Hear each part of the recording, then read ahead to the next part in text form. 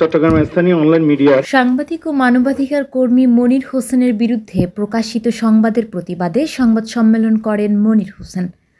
চট্টগ্রাম প্রতিদিন অনলাইন প্রকাশিত সংবাদের একাংশের প্রতিবাদ জানিয়েছেন মনির হোসেন।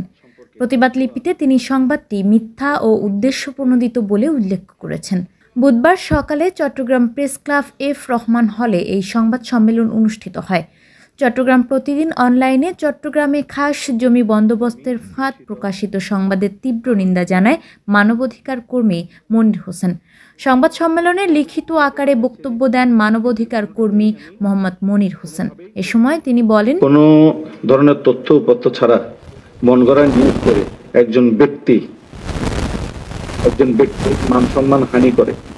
সুতরাং আমি আবারও এই ধরনের অসত্যতামূলক নিউজের বিরুদ্ধে তীব্র নিন্দা ও প্রতিবাদ জানাচ্ছি। সাংবাদিকতার মতো একটি মহৎ পেশাকে প্রশ্নবিদ্ধ করা হয়েছে বলে আমি মনে করি। আমি আপনাদের প্রকাশিত এই